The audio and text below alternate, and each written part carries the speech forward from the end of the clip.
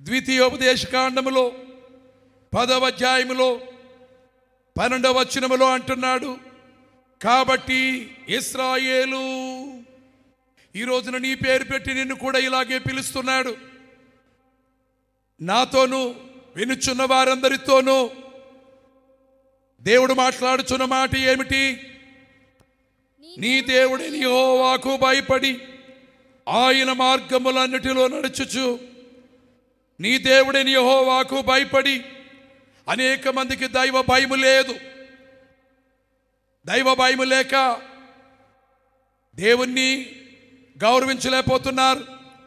పెద్దలను, తల్లిదండ్రులను, వారికి గురువులుగా ఉన్న వారిని గౌరవించలేకపోతున్నారు. అనగా తప్పిపోతే ఇలాగే ఉంటుంది పరిస్థితి. ఆజ్ఞలు పాటించకపోతే ఇలాగే మారిపోతారు మనుష్యులు.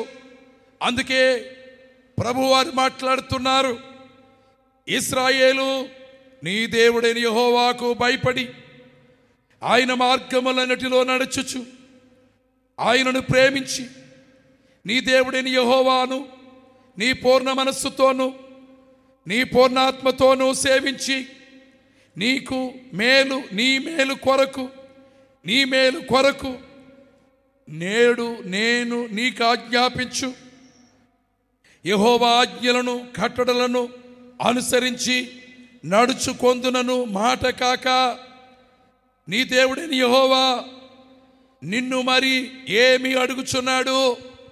దేవుడు నిన్నేమడుగుతున్నాడు? దేవుని వాక్యాలు వింటున్నటువంటి ప్రియమైన సహోదరుడా, ప్రియమైన సహోదరి, ప్రియమైనటువంటి కుమారులారా, కుమార్తెలారా, మిమ్మల్ని దేవుడు ఏమడుగుతున్నాడు? దేవుడు మీకు అభివృద్ధి ఇవ్వాలని మీరు కోరుతున్నారు, ఆశీర్వాదం ఇవ్వాలని కోరుకుంటున్నారు, ఆయుష్కాలాన్ని ఇవ్వాలని కోరుకుంటున్నారు, మోక్షం ఇవ్వాలి దేవుడని కోరుకుంటున్నారు, క్షేమం ఇవ్వాలి, ఆపదలు తప్పాలి, అన్ని మేళ్ళు దేవుని దగ్గర నుండి కావాలని కోరుకుంటున్నారు. కానీ దేవుని ఆజ్ఞలు నువ్వు పాటిస్తున్నావా? నీ కుమారుడు పాటిస్తున్నాడా? నీ కోడలి పాటిస్తుందా? నీ కూతురు పాటిస్తున్నారా? నీ అల్లుడు పాటిస్తున్నారా? నీ మనవలు, నీ మనవరాండ్రు దేవుని ఆజ్ఞల ప్రకారంగా నడుచుకుంటున్నారా? సూటిగా అడుగుతున్నాను, నీవు దేవుని ఆజ్ఞ పాటిస్తున్నావా? దేవుని ఆజ్ఞకు నీవు భయపడుతున్నావా? దేవుని మాటని దీవించాల్సింది, బతికించాల్సింది, పోషించాల్సింది, కాపాడవలసింది దేవుడే. కానీ ఆ దేవుని మాటే నీవు వినవా? ఆ దేవునికే నీవు లోబడవా? ఆ దేవుని మాట నీకు చేదుగా ఉందా? దేవుని మాట చెప్పేవారు చెబుతుంటే వారి మాట వినడానికే నీకు ఇష్టము లేక త్రోసివేయుచున్నావా? ప్రశ్న వేసుకో. అందుకనే దేవుడు ఇంతకంటే ఆజ్ఞలను, కట్టడలను అనుసరించి నడుచుకొందును అనుమాట నీ దగ్గర నుండి కోరుతున్నాడు. ఎందుకంటే నీ దగ్గర నుండి ఆయన కోరేది ఏమిటి? దేవుని వాక్యం తెలియజేస్తుంది.